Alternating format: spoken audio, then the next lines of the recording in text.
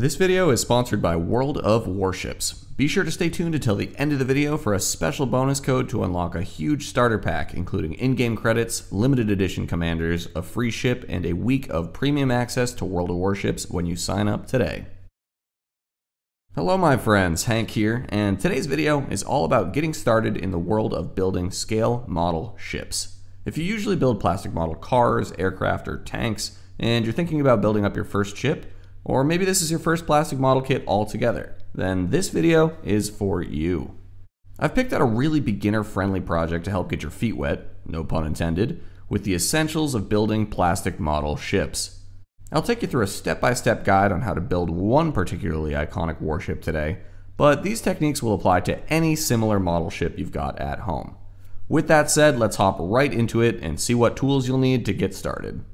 Okay, so to build up your first scale model ship, you're going to need a few basic supplies. I'll include a list down in the description below if you want to pick these up. First up, you'll need some plastic model cement, some sprue snippers, a pair of tweezers, the finer tip the better, a nail file, and some super glue. And those are all the tools you're going to need to get through the build process. We'll get into paints later, so stay tuned. And of course, you're going to need yourself a ship. Today we'll be building Tamiya's 1/700th scale waterline model of the Portland-class heavy cruiser USS Indianapolis, CV-35.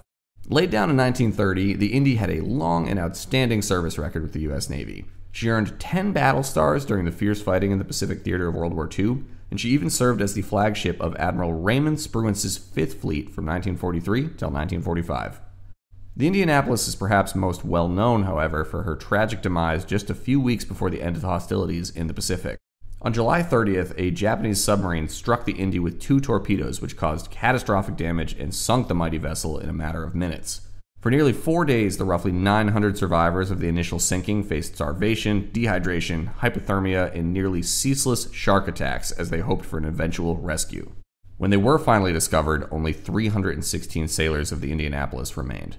The harrowing fate of the Indianapolis returned to the public's attention with the release of Jaws in 1975, as one of the main characters, Quint, was depicted as one of the few Indy sailors who survived to tell the tale. But today we're going to be building up the Indianapolis in all her former glory to help us learn about this wonderful hobby of scale model shipbuilding. And during our build, we'll be referencing some fantastic HD footage from today's sponsor, World of Warships. The Indy is one of the over 500 ships available to take into battle in World of Warships, and she's a real treat to play. But more on that later. Alright, so let's crack open our box here. Inside we've got 4 sprues in individually wrapped bags, our instruction manual, and our hull weight. Let's get all of our sprues out of the plastic bags so we can get to work. Okay, so to start our build, we're going to take our sprue snippers and we're going to remove our lower hull from this small sprue here. Once we've got that snipped free, we can use our nail file to buff down those cuts and give them a nice, smooth finish. This particular kit is from Tamiya's Waterline series, which means it has a flat bottom, this black piece that you see here, rather than a complete hull. This lets you sit the kit flat on a table or a desk and it'll appear as though it's sitting in the water up to the waterline. These kits are a great choice for beginners or folks hoping to make a nice little ocean diorama with their ship. Each of these waterline kits comes with a little metal weight here that will attach to the inside of the lower hull to help keep the completed model stable. We can attach this in place with a bit of super glue. Once that weight is in place, we can prepare the 2 sides of our hull by snipping them free of the sprue and sanding down the cut marks. With those hull sides cleaned up, we can go ahead and attach the 2 halves together with a bit of our plastic cement. There are some nice guide marks and pins on there to make sure we get a straight fit. With our sides attached, we can set those into place on the lower hull and cement that into place as well. Okay, our next step will be to attach our deck. This comes in 2 pieces, and we can go ahead and cut those both free of the sprue and clean them up. First, we'll slide this aft section into place and cement it onto our lower hull. And then we can attach the fore section of the deck as well. Alright, with our main deck complete, we can move on to this first elevated section of the rear deck. This comes in 3 pieces, and we can cement those together first before we attach them to the rest of the ship itself. Once that aft deck section is dry, we can slide it into place on the ship and secure it in place with a bit of cement. Alright, so our next small piece that we've got to add here is this divider between the two hangar bays of the Indy. And once that's in place, we can add the two hangar doors themselves. You can add them either open or closed. I chose the closed version here. The Indy was equipped with a crane and aircraft catapult so it could launch and recover her own reconnaissance seaplanes. Kind of a neat feature. Okay, moving along. Next, we've got this big horizontal piece of decking for some of our AA mounts that we're going to install later. This can get cemented right into place on top of that hangar assembly we just put together. And then we're going to keep moving up. We've got a bit of an elevated platform here that's going to house some of our aft fire control systems, and we can cement those two sides together now. And then we'll attach those to their spot on the deck.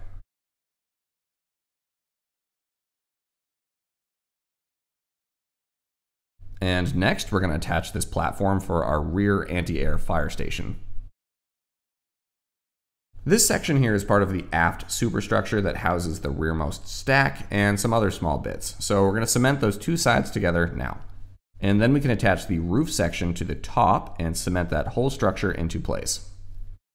Next, we have these very small, delicate little pieces here. And honestly, I couldn't for the life of me figure out what these actually are. If we have any more seasoned naval veterans out there, please do let me know in the comments. We've also got a few searchlights to slot into position up here as well. Worth noting, there are several of these identical smaller elements all over our ship, but we're not going to cover the attachment of each and every one. Just be sure to pay close attention to your instruction booklet and make sure you don't miss any of them as you go along here. Alright, so I've gone ahead and assembled our rear stack off camera.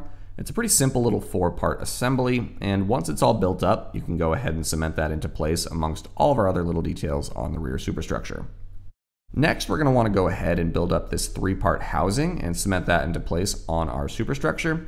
This right here is actually one of the Indy's Mark 34 gun fire control systems to help aim the main battery, in this case for the rear triple gun that we're going to build up shortly. Flying right along, we're also going to install this funky looking bit. This is one of the ship's Mark 33 gun directors for aiming the 5-inch AA batteries. Next up, we've got our 2 whaleboats, not actually for whaling, but for any smaller seaboat operations that need to be executed by the crew of the Indy. These can be cemented into their little berths here on either side. And once those boats are in place, we can attach 2 boom arms for each one that would be used to launch and retrieve these smaller vessels. Alright, so next step, we've got our aft barbette here. This is the big armored housing for the rear gun house, so below the turret, all the guts that are below deck to load, fire, and traverse the big old triple guns. Important to note here, there's a little rubber poly cap for each of these that you've got to stick inside the barbette before cementing it into place, so that once we attach our turrets, they can still rotate freely once they're installed. Alright, moving on. We've got 2 little pods that attach here on the stern of the ship, the very end of the deck here. And I believe these are the smoke screen generators, but I could be wrong, so please let me know if you know for sure. And while we're back here, we've got some stacks of life rafts. There are a bunch of these strewn all around the ship, so attach them accordingly as you go along. Moving forward up the deck a little bit here, we can install our main crane for the ship's hangar. And we can take a second here to check out our rear superstructure. It's coming along very nicely. Alright, we're finally moving forward to our forward superstructure. The main body of the foredeck itself is 3 pieces. We can mount each side in place here and then attach that to the roof before attaching the whole assembly to the deck. And then the rest of the tower is going to go up on top of that. Tamiya does a really good job of blocking out this tower into sections as you go up, so just kind of think of it as like a layer cake. Add 1 layer at a time until it all comes together. I've gone ahead and finished our bridge and tower assembly off camera here. As you can see, we've got another set of the Mark 33 and Mark 34 gun fire control systems for the forward battery and the secondary batteries stationed along this lovely tripod mast. And just after the tower, we've got to attach our second stack. This is going to go together just like the first one and cement into place nicely like so. A fun little step here, we can go ahead and mount our 2 anchors into position on the bow of the Indy. And then we're going to jump back and install the bottom of our rear mast. This is kind of a funky fit, so go slow with it and make sure that each of the 3 legs fits into the respective guide holes on the deck. Once the tripod mast is dried and is nice and secure, we can start adding the rest of our radar assembly. The Indy has what's called an SK-1 air search radar system, which is this big square and antenna assembly that's on top of our mast. Make sure you hold this guy into place until the cement is fully cured so that it doesn't tilt over on you, as it's a pretty heavy piece on a relatively small mount. Alright, next we're going to mount our aircraft catapult. This goes together in 4 small pieces and fits into place nicely into this guide hole in the deck. And with that, we've got the bulk of our general assembly done. But you might notice we're missing some boom here. Let's get down to business on our armament for the Indy. The Indy's main batteries are 8-inch 55 caliber triple guns, a super firing pair towards the bow and a single triple gun house to the stern. The main gun houses are one piece for this kit, and we can start out by mounting some of these life rafts slung along the sides of the turret. Next, each of the gun houses needs some rangefinders. These are the little ear-like things protruding from either side of the gun house, so we can very carefully mount 2 of those in place on each of our batteries. And then our 8-inch guns themselves come in one piece, and we can mount those into place like so. And once our turret is all set, we can slide it into place in the barbette. And remember, we've got a poly cap in there, so no need for cement. The cap is going to keep the turret in place and allow it to traverse. We can go along and build up the next 2 batteries as well. Next up, we're going to drop down to our smallest caliber. These are our comparatively tiny 20mm Oerlikon AA guns. We need to make 8 of these in total and carefully position them in all the designated spots throughout the ship. Next up, we've got our 40mm Bofors AA guns in quad mounts, and we've got to build 6 of these up. And then finally, for our secondary battery, we've got our 5-inch 25 caliber dual purpose guns, and we've also got 8 of these strewn around the ship. So once all of our AA is in place, we can build up our seaplane. Just a few parts to this guy, but go slow, they're really small and you don't want to lose any parts. I attached my seaplane to the catapult with a bit of super glue rather than cement because I wanted to ensure that the bond was very secure and set up quickly, and it worked out pretty well.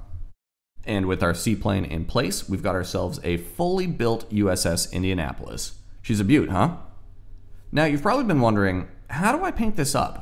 Should I paint as I go along, or do I wait until the end? Well, for this case, at this point, we're clearly going to wait until the end, but I've got a very good reason for that. This tutorial is catered to beginners, so I wanted to make this tutorial as simple as possible while still achieving a really high quality result so that you can proudly display your build in your home. But before we get to painting, a quick word from our generous sponsor today. As I mentioned in the intro, today's tutorial is sponsored by World of Warships. Now, if you already play video games, fantastic. And if you don't, hear me out because this still might interest you and I think you're going to enjoy giving it a shot. World of Warships is a free-to-play multiplayer experience available on PC where you duel it out with other players in some of the most iconic warships of all time. The game offers over 500 ships that you can take to the seas, ranging from destroyers to cruisers to battleships to even aircraft carriers. There are over 40 maps to play in all kinds of seas and weather conditions, and the graphics are just beautiful. All the renderings you've seen so far today are taken from actual clips of me playing World of Warships in the Indy here. It's a really easy game to learn, and it's a blast to play. The game adds all sorts of new ships and content each and every month, and this month, to celebrate World of Warships' 8th birthday, the World of Warships team was so kind to help me sponsor this video. So as a little thank you for watching, if you sign up today to try out World of Warships, you'll get a nice little welcome bundle courtesy of me and the good folks over there. You'll get a week of free premium play so you can acquire new ships and equipment even faster than you normally would. You'll get 200 premium doubloons to use in the shop, as well as 500,000 in-game credits for ship upgrades, repairs, and more. And then finally, you're going to get a special free ship with 2 unique commanders to play with. World of Warships is teaming up with none other than the legendary headbangers Megadeth to bring some fun, exclusive content to the game. So if you sign up to World of Warships today using code MEGADEATH, you'll get all those perks I just talked about, plus a unique Megadeth-inspired ship, and Vic Rattlehead and Dave Mustaine himself to use as commanders. Pretty wild, huh? So if you're interested in battling it out on the high seas in some of the most legendary warships of all time, check out World of Warships on PC, also available on console, today. Now, let's get started on that paint job, shall we? Alright, so we're going to start our paint job today by spraying the entire model with a coat of black primer. Now, I'm using an airbrush here, so if you need a little more guidance on how to pick up an airbrush and get started with it, you can check out some of my recommendations for that right here. Once our ship is all primed up in black, we're going to break out some sea blue. In 1942, the US Navy was using what was called a Measure 21 camo scheme, which essentially had all the surfaces of the ship painted in this beautiful deep navy blue color. This isn't the scheme that the Indy had when she went down in 1945, but it was applied to the ship in 1942, so it's historically accurate to that extent. It's also super easy to paint. No masking required, just spray the whole thing blue. I also like to play the Indy in this paint scheme in World of Warships because she blends in quite nicely. Alright, once we're all blue in our Measure 21 scheme here, let's get to work with some detailed brushing. To start, I'm going to paint in all the barrels of our main batteries in this off-white color. While the reference shots I've seen of Measure 21 don't necessarily have this white touch, the Indy does have these white barrels in the game, and I really like the look, so I went for it. We'll also use some of that same color on our anchors while we've got it out. And we'll carefully paint in the lower surfaces of our seaplane in off-white as well to help achieve that two-tone camo scheme there. Next, let's take some flat black and paint in all of our AA guns. And we're also going to paint in the tops of our stacks in that same flat black. Next, let's spray the whole kit with a coat of gloss varnish to seal in our work and protect everything that we've done so far. This model only has a few decals, so let's apply those now. First up, we'll add our 35 on either side of the bow. And then we've got some national roundels for our float plane. And then as a final touch, we can cut out this paper American flag provided by the kit and fly it from our stern. We can just carefully mount that there in place with a little bit of super glue. And then just like that, you've got yourself a beautiful 1/700 scale replica of the USS Indianapolis.